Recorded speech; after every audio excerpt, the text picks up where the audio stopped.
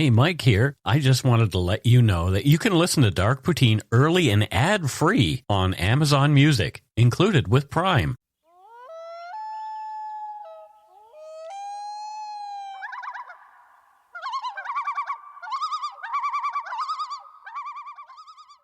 Welcome to Dark Poutine. I am Mike Brown, and across the table from me is returnee from the United Kingdom, Matthew Stockton. I'm back. You are back.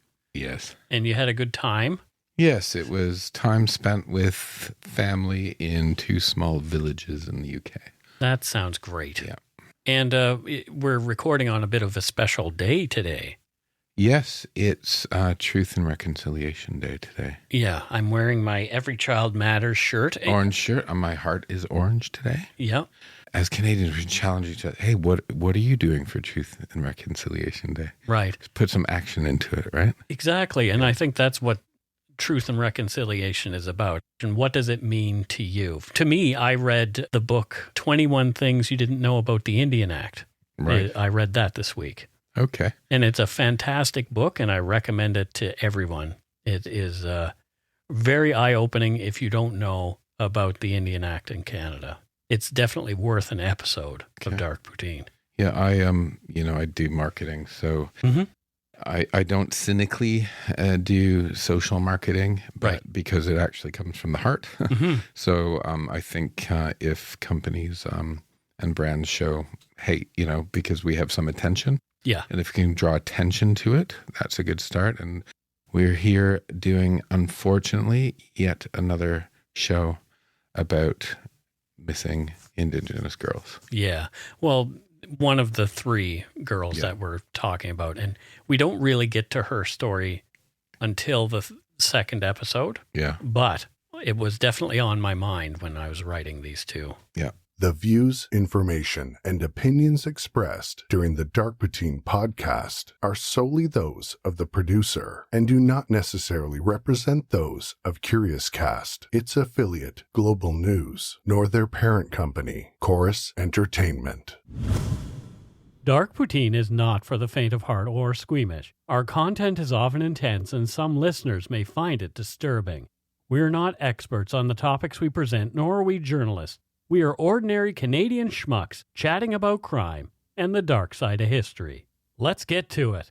Put on your toque, grab yourself a double-double and a Nanaimo bar. It's time to scarf down some Dark Poutine. You are responsible for obtaining and maintaining at your own cost all equipment needed to listen to Dark Poutine. Dark Poutine can be addictive. Side effects may include, but not be limited to, pausing and questioning the system, elevated heart rate, pondering humanity, odd looks from colleagues as you laugh out loud at work, family members not into true crime worrying about you. Positive side effects may include some perspectives and opinions that you disagree with, as well as some wokeness and empathy. If you don't think Dark Poutine is for you, consult your doctor immediately.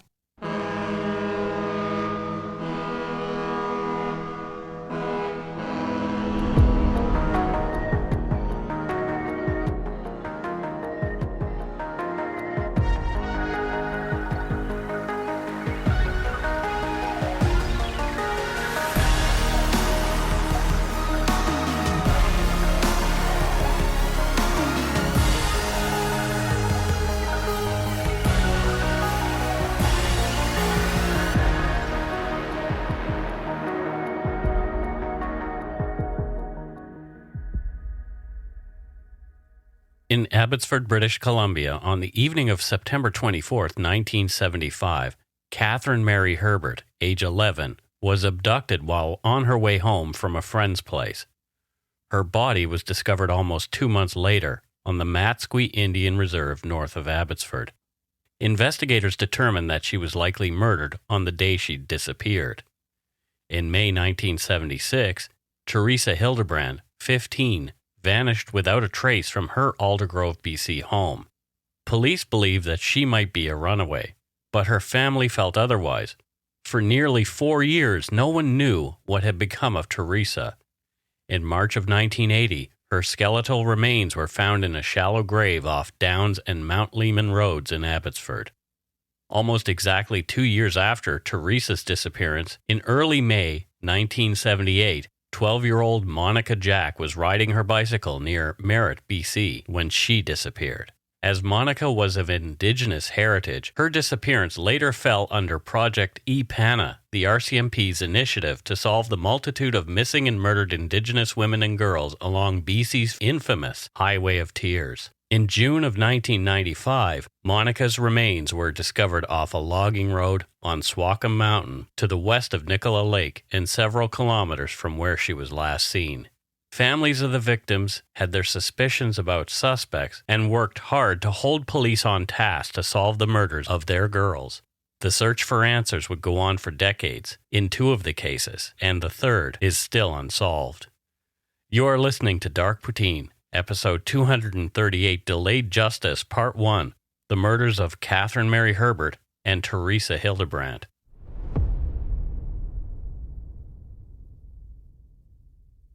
On September 24, 1975, Kathryn-Mary Herbert, her friends and family called her Kath, had been hanging out with her girlfriend Corey Premack.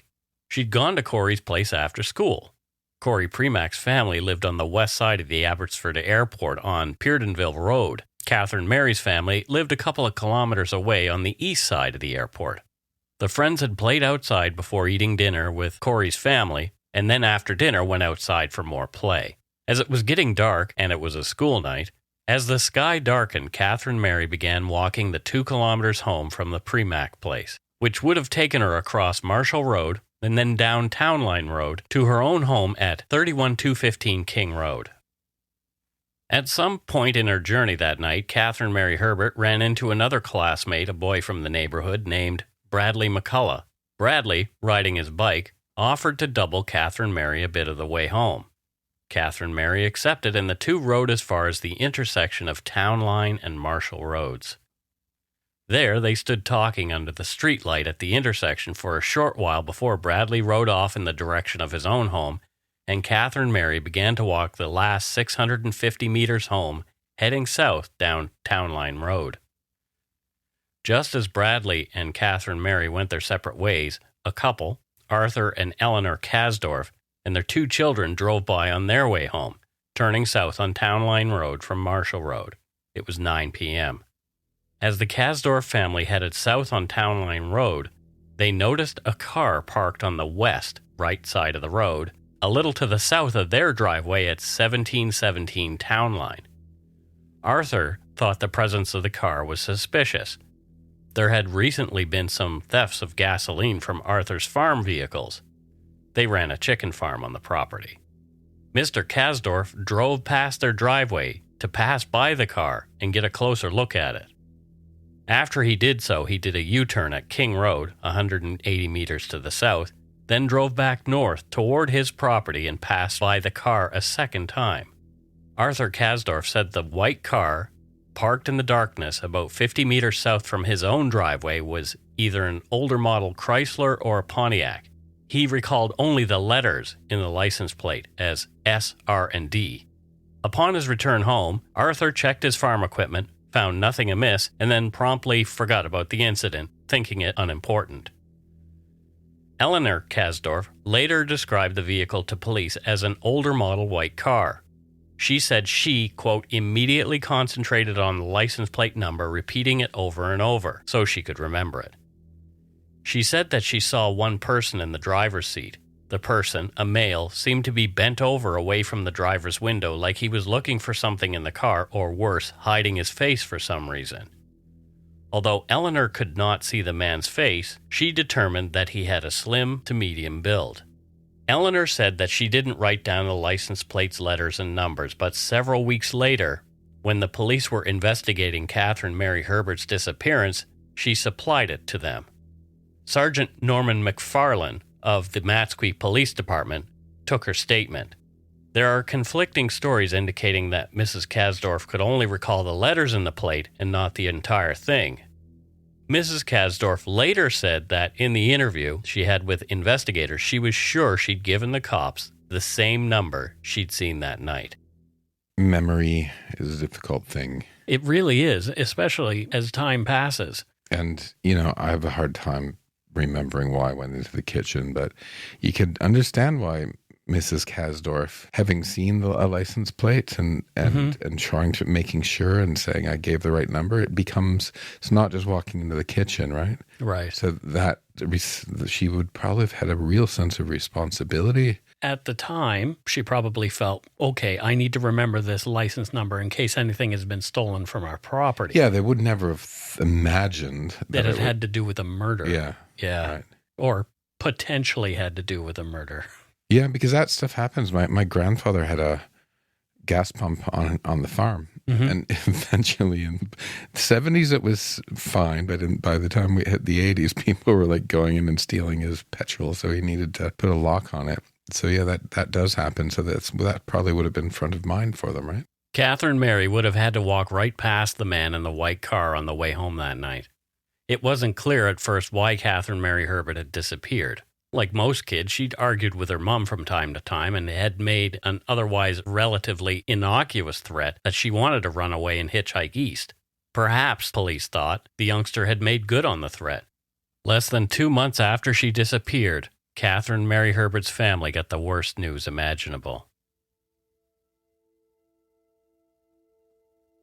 On November 17th, 1975, down a dirt road in a wooded area on the Matsqui First Nations Reserve, some indigenous men were gathering wood for a bonfire when they discovered Kathryn-Mary Herbert's corpse. A local indigenous woman had died, and it was tradition to have the funeral, and then after the funeral to burn all the deceased possessions. Stanley McKay and 2 other cousins of the deceased woman, Louis Julian and Patrick Jasper, were gathering wood for the fire. They saw a piece of plywood on the ground not far from an old maple tree and not far from an old house that had burned down. The plywood was at or near some blackberry bushes which were growing at the end of the plywood and starting to grow over it. When Stanley lifted up the plywood, he saw the body of what turned out to be Kathryn-Mary Herbert. The men didn't touch her and went immediately to contact police.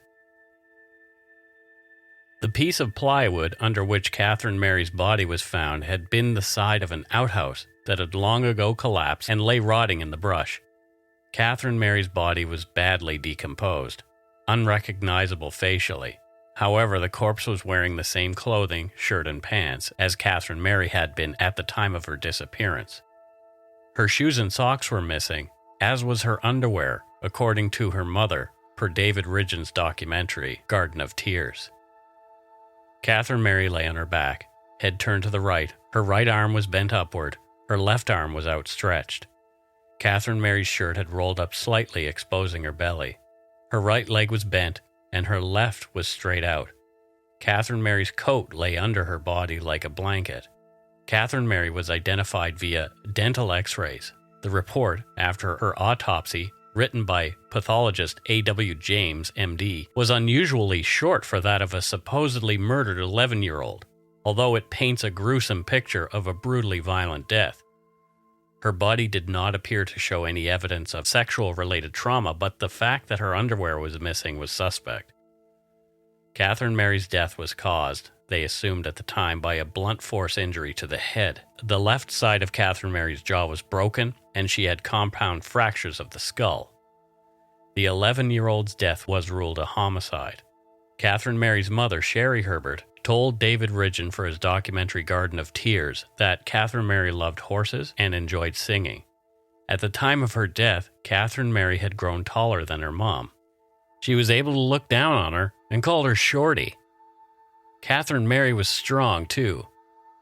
Sherry had proudly shared that her daughter could bench press 80 pounds. She also said she had no doubt in her mind that she put up quite a fight with her killer, whom Sherry called a son of a bitch.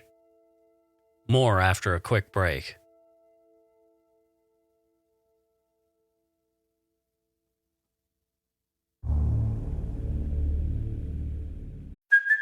Hey, it's Kaylee Cuoco for Priceline. Ready to go to your happy place for a happy price? Well, why didn't you say so? Just download the Priceline app right now and save up to 60% on hotels. So whether it's Cousin Kevin's Kazoo Concert in Kansas City, go Kevin, or Becky's Bachelorette Bash in Bermuda, you never have to miss a trip ever again. So download the Priceline app today. Your savings are waiting.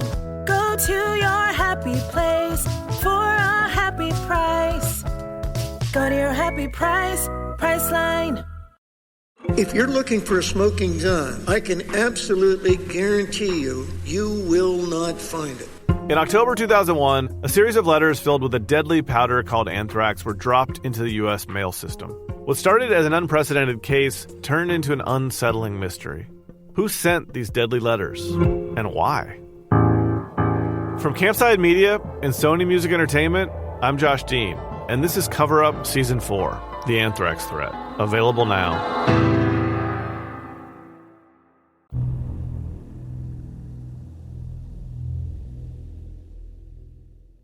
And we are back. Matthew, thoughts? First of all, this is going to be sad. Yeah. Secondly, though, she's 11 and she could bench press 80. I can't bench press 80 pounds. Yes, you can. I haven't tried to bench press anything for years. Can you bench press Steve? Because he's around 75 pounds. Yeah. There Okay. Yeah. But yeah, she was tall. She's a tall kid as well. Yeah, bigger than her mom. Wow. Yeah. I don't think I was bigger than my mom until I was like 13 or 14 because I'm still shrimpy. You're taller than your mom? Stop it. Wow, she's short, man. She is. It wasn't the first time Kathryn-Mary's family had lost a child. Kathryn-Mary's brother, Donald, also known as Donnie, had drowned in the summer of the year before, and he was 9 years old. Mike, stop it. You're killing me here. Yeah.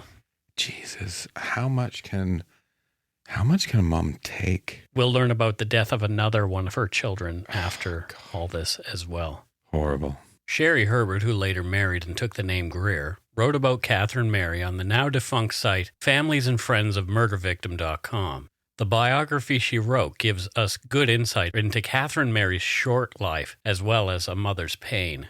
Quote, she was born Kathryn-Mary Irene on November 1st, 1963 in Vancouver, BC. She weighed 6 pounds, 15 and a half ounces. My little baby girl. I was truly blessed. When I was a child, we watched a television movie with a group of immigrants trying to make a life for themselves in a new land. In this story was an incredibly pretty girl whose name was Kathryn-Mary. Of course, as a youngster, I was so taken with the name, I told my brothers and sisters, if I ever had a little girl, I would be naming her after this girl. When I became pregnant for the second time, I prayed so hard for a girl because I had a son and I wanted a daughter. God answered and allowed me to mother this glorious baby girl. I named her after Kathryn-Mary. Her middle name was Irene, after one of the best mothers I have ever known, my former sister-in-law's mom. So here I was with my little girl. I counted every finger and every toe, peeked into her diaper a couple of times because I was just making sure. After all, I didn't want to name a boy Kathryn-Mary. Butch loved his little baby sister. When he was old enough to really play, Butch delighted in playing catch and didn't mind playing dolls with her, nor did anyone else dare. They loved each other with a passion. Kathryn-Mary somehow became Kit, probably because Butch could not say her full name. Their mama said there were enough Kathys in the family. Mommy pretty well kept it to Kath or Kathryn-Mary, rarely Kit, and never Kathy. Oh dear God, she was so beautiful. Dark brown curly hair, made lighter by the sun. A smile that could melt the coldest of hearts, and personality plus. I was so grateful for a little girl. Her I could dress up. Boys didn't have the clothes back then that they do now. I bought her every beautiful dress, etc. that I could. It was fun to dress her up. I had 3 sons after Kath. I enjoyed every one of them as much as I did Kath and Butch. If I could have a baby a year, I would have done. But I had to settle for 5. Kath grew so fast. She loved to play mommy to the boys, and I worked on making her realize that she had to be a little girl first and a mommy when she got married. I spent a lot of time with my children. We went on hikes, picnics, played ball, ran races, stood on our heads together in a row, trying to see who could stay up the longest, went to their favorite places for them to play in the water. I had fun with my kids. Kath and I usually sat on the blanket when the boys were in the water. We talked about all kinds of things. Being from a brutal background, I swore my kids could say how they felt about anything. They could ask me questions about anything, and it would be answered. These were the times when Kath and I had most of our special talks. These were the times when we talked about what she wanted to do. These were the times we talked about her wedding day, her future, her ideas, her dreams, not my plans for her. I didn't want to insinuate any of my own thoughts. It would be her life, her choices. I was so eager to share her dreams. She would have the support I never did. She would have the love I never had. She would not have to wonder if her mother would ever love her. Her heart ached after Donnie drowned. I didn't even know for some time after. The kids just never talked about him. I honestly thought that children must get over death a lot easier than adults did. Until one day, when Butch told me that Kathryn-Mary was crying. I went into her bedroom, and she was sobbing so much I thought my already bruised heart was going to break into tiny pieces. I held her in my arms and rocked her as she wept. Her words were like a knife in my heart. She missed Donnie, and she wanted to be with him. God, when I look back on that, my heartache increases. She did go to be with him. When her sobs were under control, we talked for a long time as to how she had missed him so much, and how her brothers missed him as well. Some well-meaning idiot told my babies if they talked about Donnie, I would feel bad. It was then that I learned that they had talked about him whenever they were out of the house. It must have been so hard for my babies. I wanted to throttle whoever told them that kind of nonsense. It was then that my children began to heal. They knew talking to Mommy would work in their favor, and they now knew it was okay to talk about their pain over losing Donnie. No more would they have to suffer in silence. They were free to express their feelings again. I marveled at Kath's ability to bounce back. Talking seemed to help her deal with the loss of her little brother. I was so happy that the veil over talking about Donnie had been lifted. Now his name would be a common word in our house. They were no longer afraid to talk about him. In the month of August, at least I think it was August, I joined a single-parent club and did all kinds of neat outings for children. September came, and we all faced the anniversary of Donnie's death. On the morning of September 24th, Kath put her arms around me and said the same thing she always said. "What are you doing down there, Shorty?" She then told me she had a wonderful surprise for my birthday the next day, and teased me that she was making me wait for the next day for her surprise. I took the kids to school and went about my own plans for a weekend of fun. End quote. Sherry had no inkling that day when she dropped Kathryn-Mary off at school, as she did every other day, that this, the day before her own birthday, would mark yet another terrible anniversary for her, the last day she saw her beloved daughter alive. The plan for the weekend was to attend the single parents family event. They were off to visit a fish hatchery, and then a picnic, after which there were games scheduled. There was a meeting of the group that evening after dinner to finalize all the details for the upcoming weekend event. Kathryn-Mary was supposed to be home before Sherry left for her meeting, and Sherry was concerned. Sherry called the Premack home and spoke with Kathryn-Mary. She was long overdue. Sherry told Kathryn-Mary she was grounded and that she was to get her butt home right away. Kathryn-Mary insisted she would head right home. Sherry, feeling better that she knew where her daughter was, hung up the phone and headed out for her meeting. After the meeting, Sherry, who'd loaned out her car, needed a lift home. It was 9:50 p.m. when the friend's car pulled into the driveway to drop her off. Butch and a down-on-her-luck 16-year-old who Sherry had recently taken in ran out to meet Sherry as she got out of the vehicle. Kathryn-Mary, they said, had not come home yet. Butch knew where the Premack place was, so he hopped into the car with Sherry, and they drove the route to the Premacks that Kathryn-Mary would have most likely traveled. There was no sign of the 11-year-old on the road. They knocked on the door of the Premack home and were told that Kathryn-Mary had left around 9 p.m. That would have given her plenty of time to get home. They drove back home, and again there was no sign of the girl on the road. Sherry prayed she'd somehow find her daughter safe at home, but she wasn't there. Sherry began phoning around, calling everyone she could think of in the area that Kathryn-Mary might have visited. No one had seen her. Sherry then went to the Matsqui police station and reported her daughter missing. The family searched for Kathryn-Mary all night and well into the next day. She'd seemingly vanished without a trace.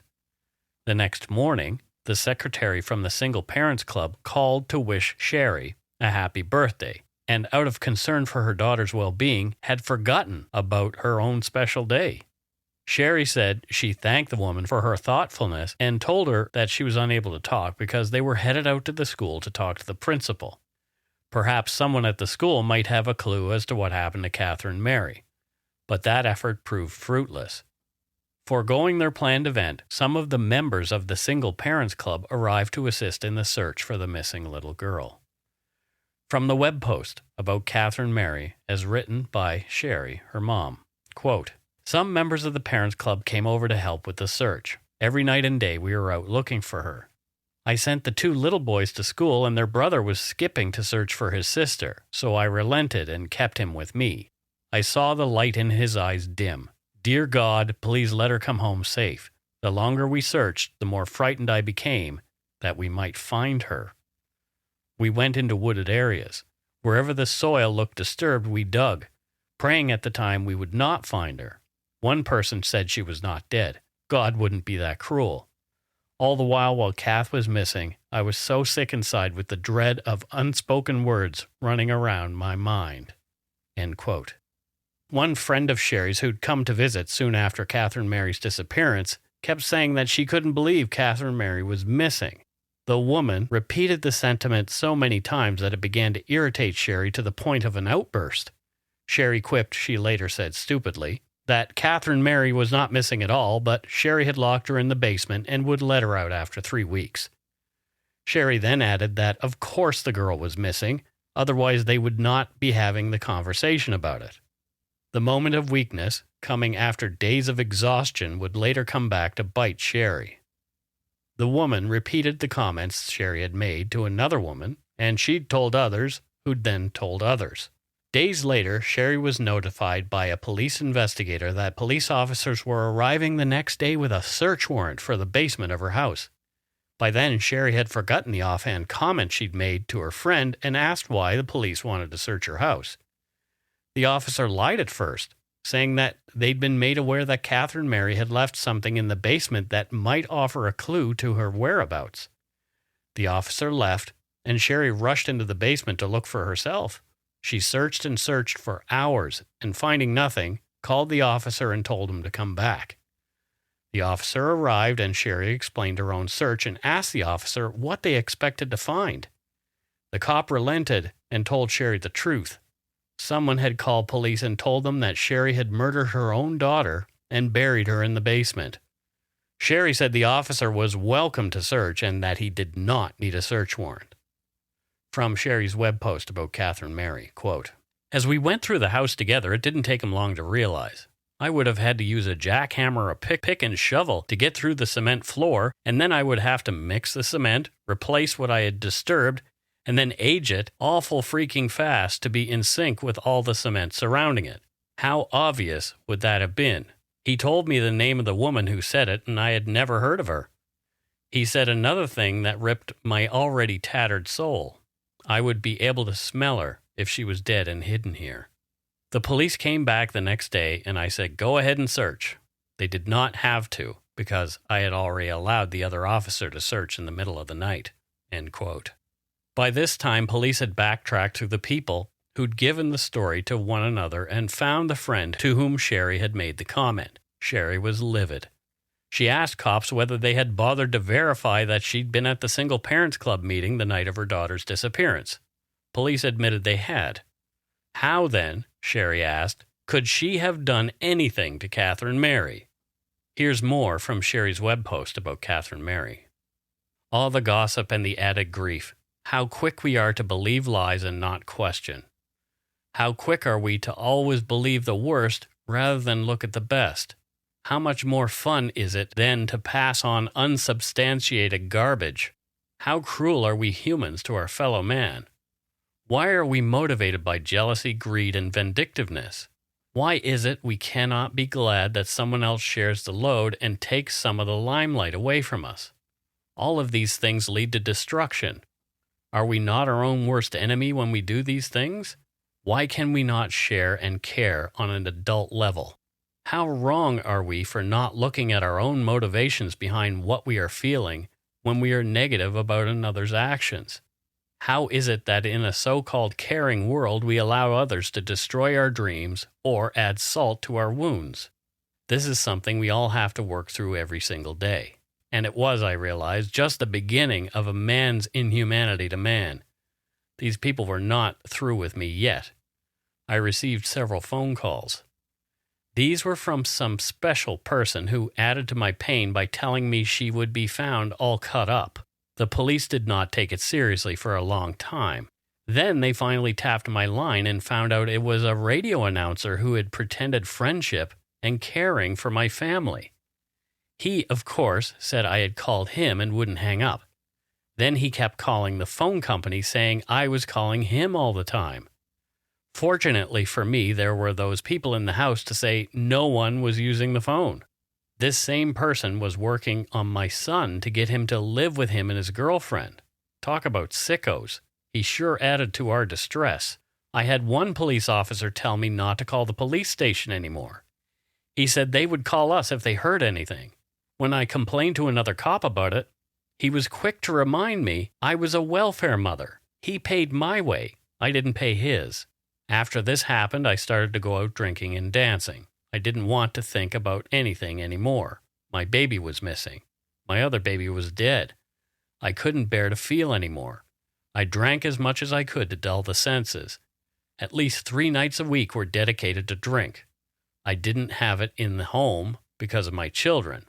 I have to tell you folks, drinking is not the answer. Either you face it or find another way.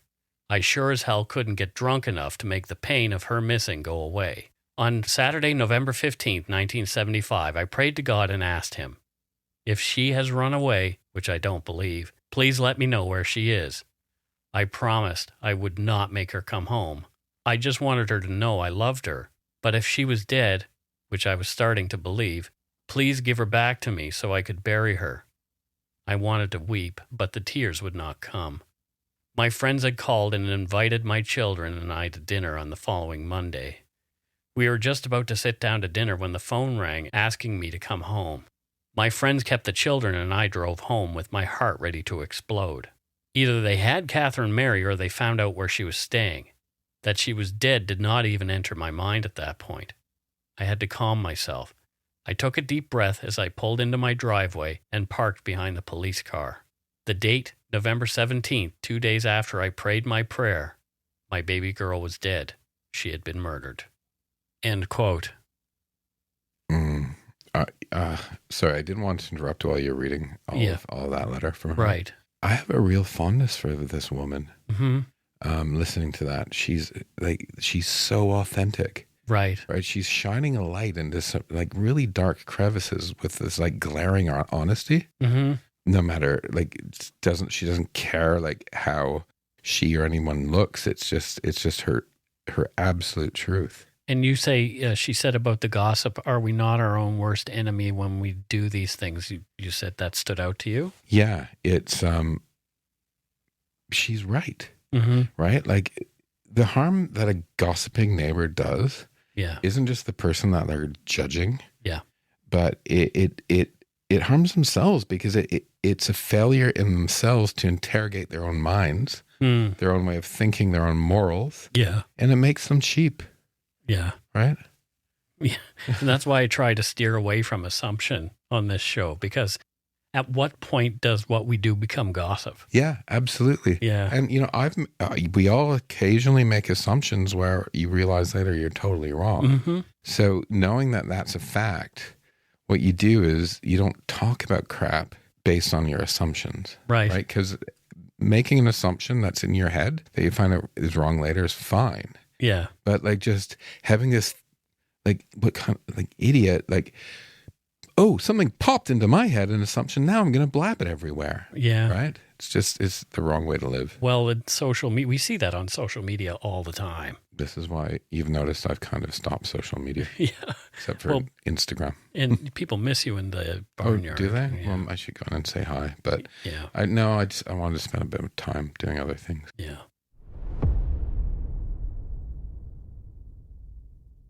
There was a suspect early on, according to Garden of Tears, a documentary by David Ridgen, Former police officers involved in the investigation said the man was the one and only real suspect in the murder.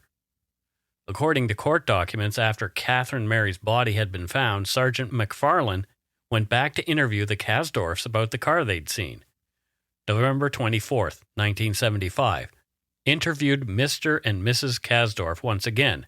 Mrs. Kasdorf claims that she definitely recalls the first 3 letters of the license of the vehicle seen by she and her husband last September 24th as being SRD, and she was positive the first number following the letters was a 9 and a double number after that, and here she stated that it was either 988 or 944, making the license number either SRD 988 or SRD 944.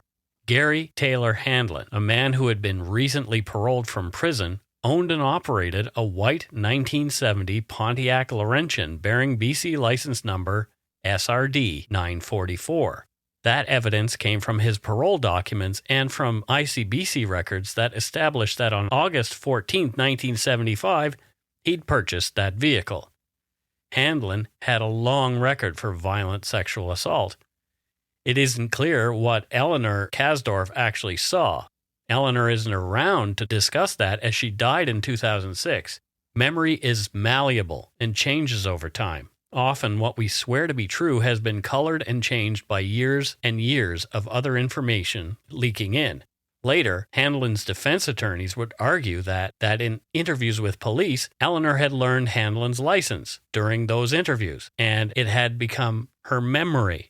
Not only did Handlin drive a white car with the license plate that came close to Eleanor's memories at the time, he was familiar with the area as well as the Herberts' home. During his time in the penitentiary nearby, Handlin was going to Kinghaven Treatment Center to attend recovery meetings. Kinghaven was right across the street from the house on King Road where Kathryn-Mary Herbert lived with her family. According to court documents, Handlin, quote, has a record for sexual violence, reaching back to 1963, when he was 15 and convicted of indecent assault of a 16-year-old girl. His record also includes a conviction for indecent assault on a 17-year-old when he was 21 in 1969. He used a knife to coerce the victim in that case.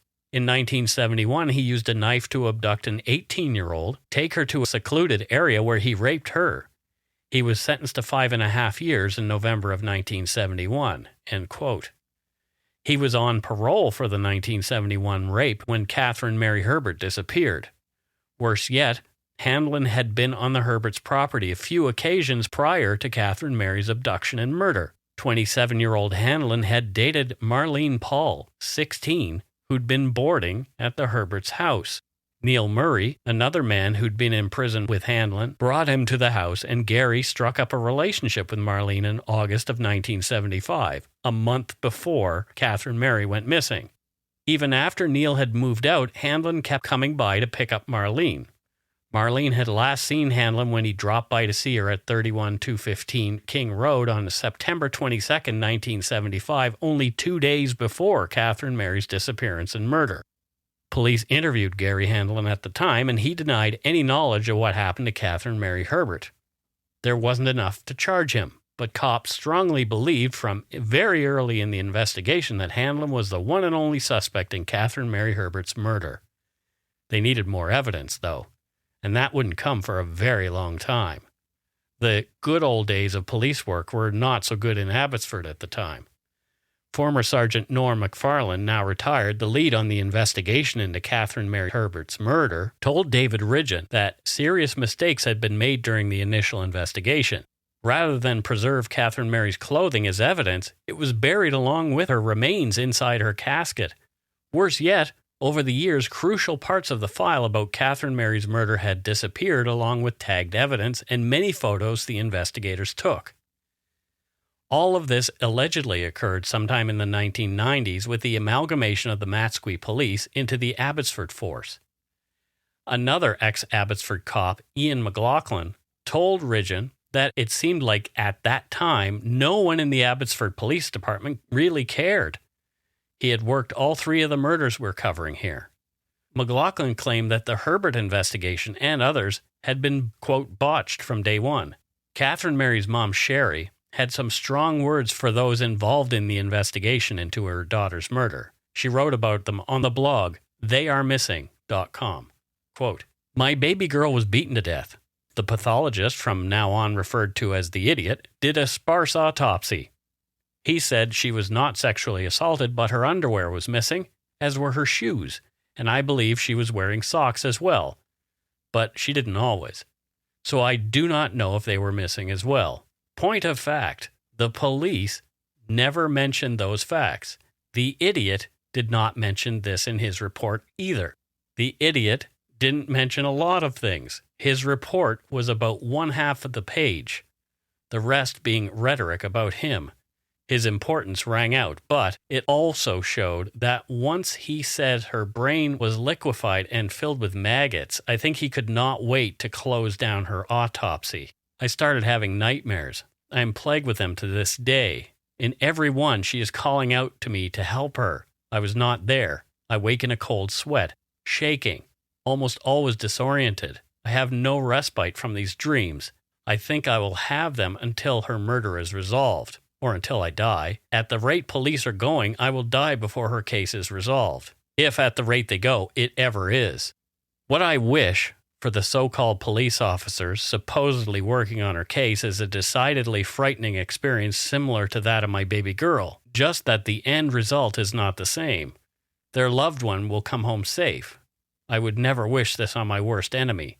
Oh, right, they are my worst enemies, but still, I do not wish it on them. My baby girl will never graduate, marry, have a career, or children. My kids will never sit at my table again. I will never be able to hold them or feel their arms around me. I have been denied these rights that others take for granted.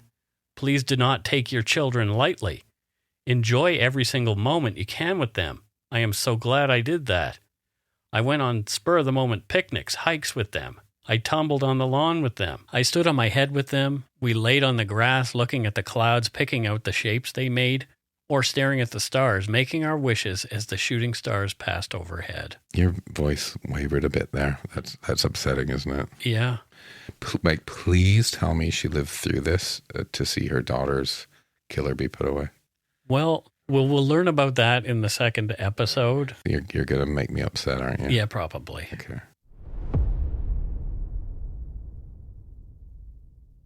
Exactly 8 months after Kathryn-Mary Herbert disappeared, another Matsqui girl went missing.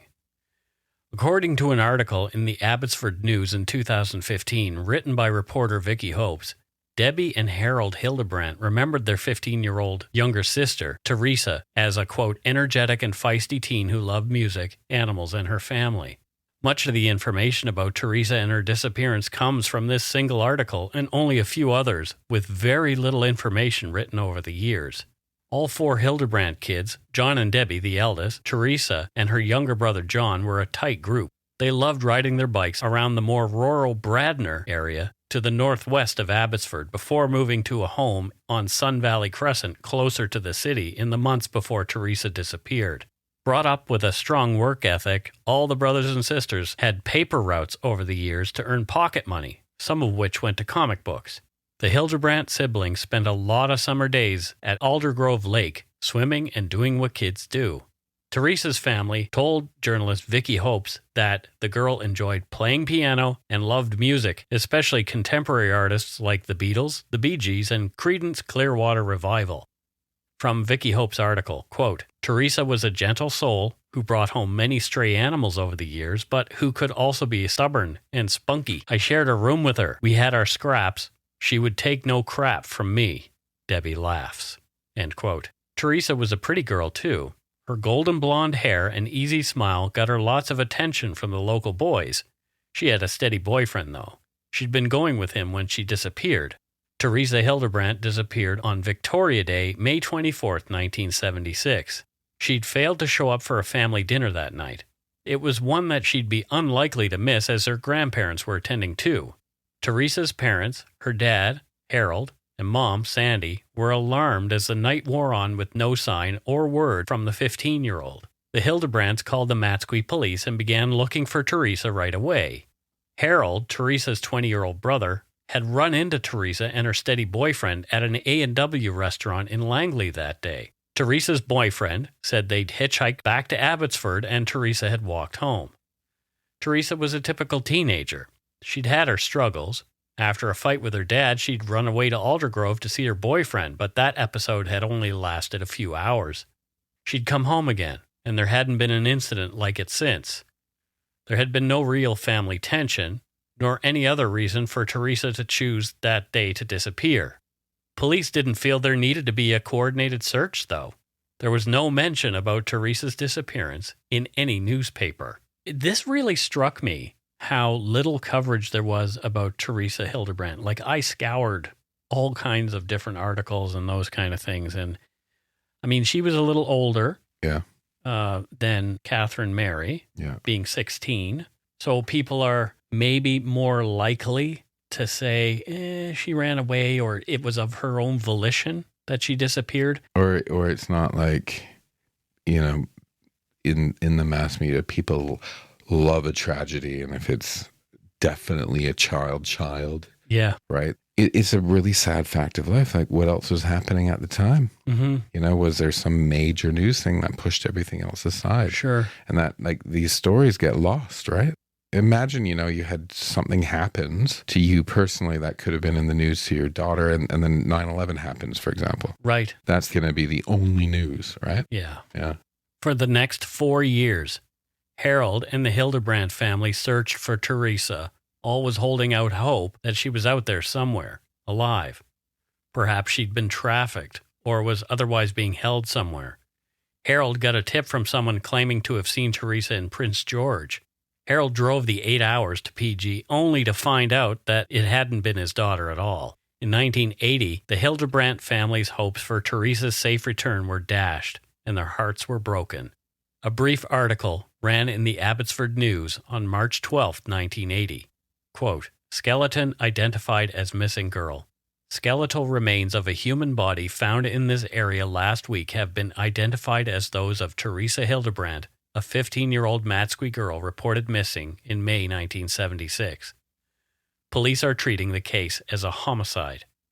A local youth discovered the skeleton in a shallow grave in a bush area close to Downs Road in the Mount Lehman area, police said. Positive identification of the remains was made by matching dental x-rays. Hildebrandt lived with her family on Sun Valley Crescent. She was reported missing on May 24, 1976, and last seen in Langley.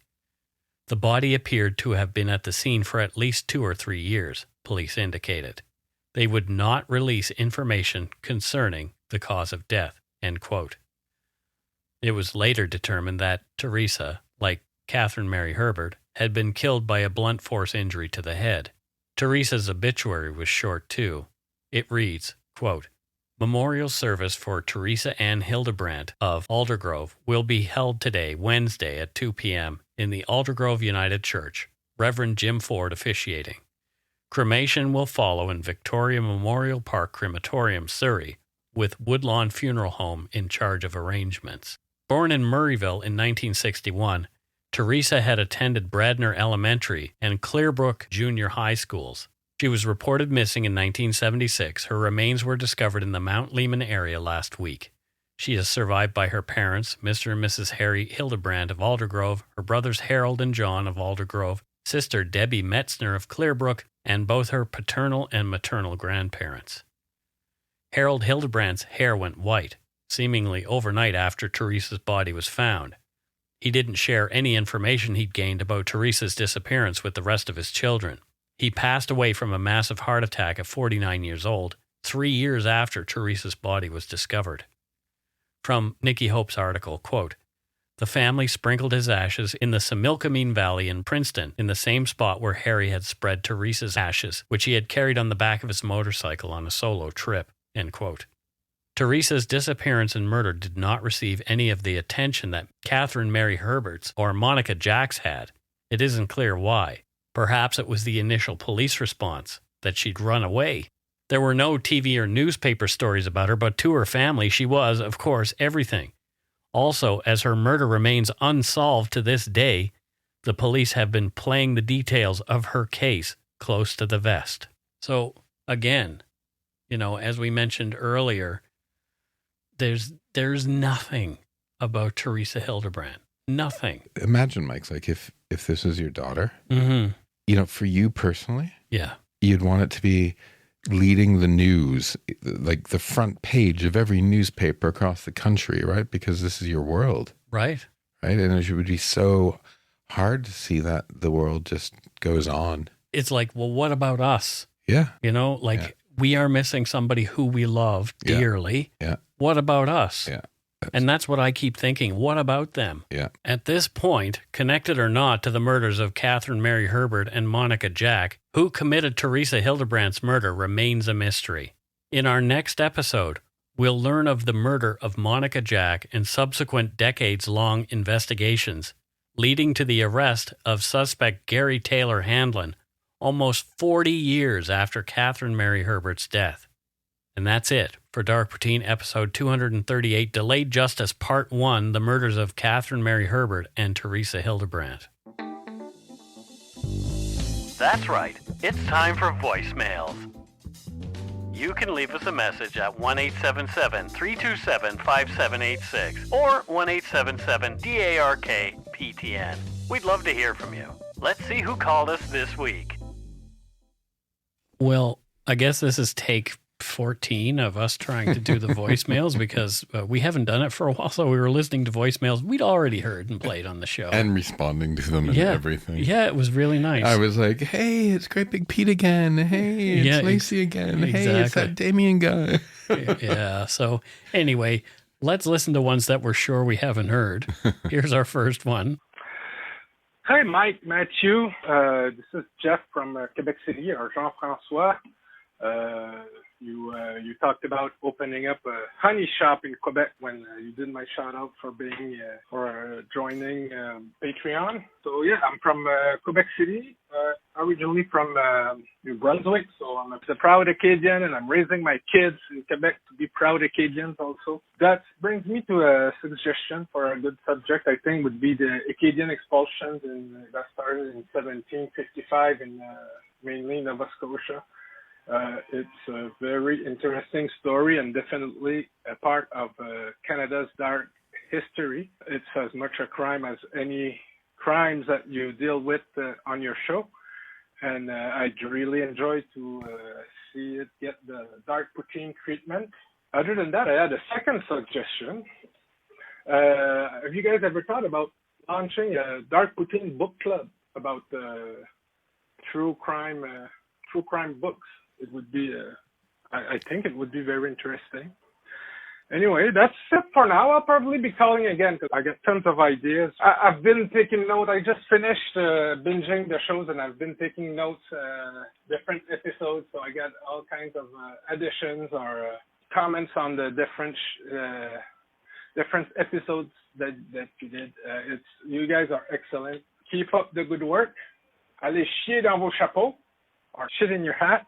Say hi to Steve, of course, from Regis, Raul, and Rita, my 3 pups that are also on the barnyard. And keep up the good work. And if ever you're in Quebec City, I can introduce you to a guy that sells honey in bulk. We'll set you all up, and I'll go have coffee with Matthew on the front porch of the store. All right, have a good one, guys, and keep going with the good show. Well, thank you so much. To address your first suggestion, absolutely. I want to do that story. Absolutely, 100%. That is on the list of things that I want to do, and I want to do that probably in the new year. Okay. Yeah, because coming from Nova Scotia, I have a little bit of history with that, ideas about the Acadians. I was actually in Quebec 2 weeks ago. There you go. With a proud Acadian. Yeah. Yeah. Great. I love the Quebecois accent, that francophone fantastic drawl. Yeah, it's really great. Yeah. Thank you, Jeff. And we do have a book. We have the reading room, the Dark Poutine reading room already. We did a book club. Well, Mike's working on a second book. Yeah. So he'll probably launch a book club just to do his 2 books. Yeah. we could do so that. We'll do the first one and then the second one, then go back to the first one again. Yeah. Yeah, please. And buy it multiple times in different formats. Yeah, we have to do the books bought in August book club. Yeah, exactly. And, if you want multiple books signed, then we'll have to travel to do that at some point. So maybe I'll come to Quebec with you on one of your journeys. I've never been to Quebec City. Oh my gosh, it's great. And I really want to go. It is a great place. I have a feeling that I'll love it. You will. Want to totally live there and open my honey shop. I guarantee you will love it there. Let's move on to our next voicemail. This one is a bit shorter. Let's have a listen. Hi, guys. This is Lynn. I'm just an ordinary schmuck from Marion, Iowa in the U.S. That's the state in the Midwest that no one knows about unless you're driving from Omaha to Chicago. I'm really enjoying the podcast, especially learning about some Canadian history like the Nova Scotia tsunami, which I'd never heard about until I listened to you guys. But 2 questions. Yeah. Does it make me a bad person if I bust up laughing once in a while listening to podcasts about murder and mayhem? And what's an Nanaimo bar? I hope I'm saying that right. Yeah. And you guys go shit your hats. Thanks, guys. Bye. Well, there you go. I've driven through Iowa. Yeah. I drove through Iowa literally on the way to Chicago from Omaha. Yeah. Lynn, Google Nanaimo. M-O. M-O. Yeah. Nanaimo. Nanaimo, yeah. They are super sweet. Yeah. Actually, make the recipe and then call in and tell us how it turned out. Yeah. I find them too sweet for my liking. Yeah, your teeth will fall out. Yeah. They're named after a small town here in British Columbia. Mm-hmm. Nanaimo. Nanaimo. It's a town. Yeah. Is it? Yeah. Are you sure? Nanaimo. Oh, the bustling city of Nanaimo. Yeah. Where they have an opera and a ballet. My great uncle was a surgeon at Nanaimo General. Okay. And he's in the newspaper a lot during his time there because he was also a bagpiper and he would play bagpipes at people's weddings, funerals, all that kind of thing. So, wow.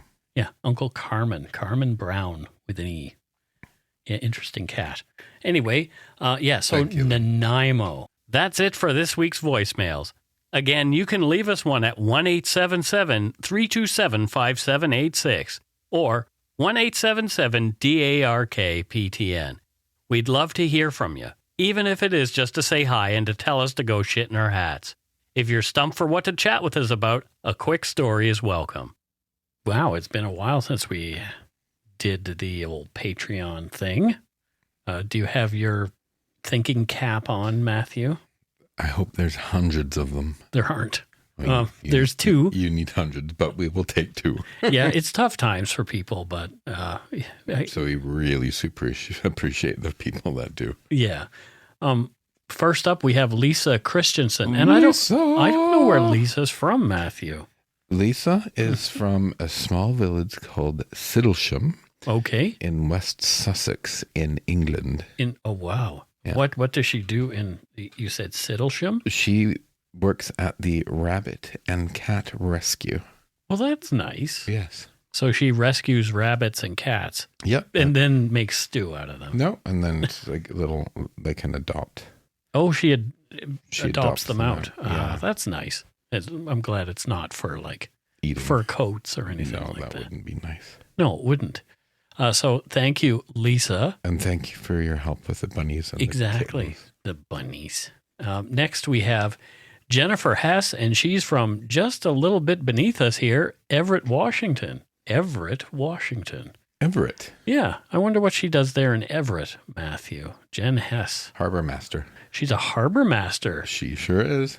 So helps boats get docked and sends out the tugboats and all that kind of stuff. She manages the people that do that. There you go. Because she's the master. The master. I used to want to do a job like that. Harbor master? Yeah, I would have liked that. Well, you're from the Atlantic provinces. It's in your blood. Yeah, I guess so. I don't know why I used to think that would have been a cool job. Did I ever tell you what I wanted to do when I was a kid? No. My dream? And if I ever won the lottery, I'd actually do this. What, the honey shop? No, this was the childhood thing. Okay. I wanted to own a laundromat when I was 7 years old. Okay. A laundromat. Yep. Do you have like particularly nice memories of laundromats? Is that what? When my mom's washing machine broke down, we had to go there for a couple of weeks. Mm-hmm. And I saw people putting quarters into the machines and doing all the work themselves. And all the guy did was take the change. Yeah. And quarters was like candy money. So I'm like, this is the easiest job in the world. so I want to own a laundromat. You want to own a laundromat? Would you still do that? Probably not. I wouldn't manage it, but I'd own it and I'd make it cool. There used to be a nightclub in Miami. Mm-hmm. I think you have talked about this. Oh, have I? So, no, I honestly, okay, everyone out there, it's true. I have an absolute fascination with laundromats. So what was this thing you were going to tell me about in Miami? A nightclub. Daytime is a laundromat. Right. Nighttime is a nightclub, and you could actually do your laundry and dance. Yeah. Oh, there you go. Yeah. That's worthwhile. Yeah. Yeah, it's sounds like a good place. I love a good laundromat. There you go. Next we have, let's move on to donut money donors. And our friend Megan Doman, no relation to donuts, I guess, says, enjoy some treats on me in honor of my birthday, September 17th. So it's past, but happy belated birthday, Megan Doman. Thank you. Yeah, we really appreciate that. Yeah, I love a good donut. I haven't had a donut for a while. I had a croissant with chocolate filling in it the other day, which was nice. But I'm trying to eat healthy, and I've cut out refined sugars. Cut out completely. Yeah. Do you ever have like a cheat day or anything like that? You see the bottle of Diet Coke? Yeah. I've decided I'm only drinking Diet Coke when we were recording. Oh my God. So I was in the UK. Yeah. And Justin's mom is like the best cook in the world. Mm-hmm. And she grows her own organic vegetable and some fruits. She lives at the end of a lane with an organic dairy farm. Mm-hmm. We went to pubs, right? Like little village pubs. Sure. And like one of the pubs I had a partridge and cheese from the farm next door. Did you have them in a pear tree? My mother-in-law made that joke, actually. Oh, well, there you go. Yeah. So I came away with about 20 good recipes from her. Mm-hmm. And how many extra kilograms of weight? Actually, I ate better there, mm-hmm. right? Yeah. Than I have been at home. So sure. I'm trying to carry that on. Yeah. It's I love when you go someplace and you get a bunch of different ideas for food. Yeah. Yeah. It must have been nice, though, to see them. We'll talk about that in the after show. Yeah. And it's going to be fascinating. So all the listeners out there, the after show is when Mike and I just completely unleash what we really think. So become a Patreon. Yeah. And you'll get the truth. I don't know about that, but you'll get the truth. Matthew will give us the truth. Anyway, that is it. And thank you to everybody who was a donor of some description. Thanks to all our patrons and Donut Money donors, past and present, for your generosity. It helps to keep the show going. You can become a patron of Dark Poutine at patreon.com/darkpoutine. For a one-time donation, you can send us donut money via PayPal using our email address, darkpoutinepodcast@gmail.com. If you don't already subscribe to the show, it would mean a lot if you did. You can easily find Dark Poutine on Apple Podcasts, Spotify, or wherever you listen to your favorite shows. If you haven't gotten yours yet, my book, Murder, Madness, and Mayhem, is available to order via a link on the Dark Poutine website. And speaking of darkpoutine.com, please check it out for show notes and other cool stuff. We'd appreciate it if you took the time to give Dark Poutine a like or a follow on Facebook and Instagram. Most importantly, thank you for listening. And tell your friends about us. Word of mouth is a powerful thing. Okay, and that is it for this week's show, and we'll be back with part 2 of this 2-part series next time. So until then, don't forget to be a good egg and not a bad apple. Yeah, be good. Don't kill anyone. Yeah, exactly.